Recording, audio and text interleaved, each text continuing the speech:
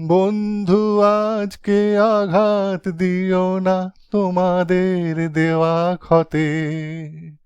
আমার ঠিকানা খোঁজ করো শুধু সূর্যোদয়ের পথে।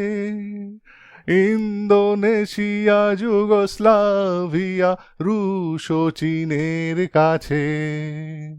আমার ঠিকানা বহুকাল ধরে যেন গচ্ছিত আছে।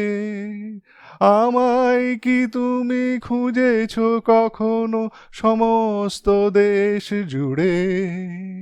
তবুও পাওনি, তাহলে ফিরেছ ভুল পথে ঘুরে ঘুরে।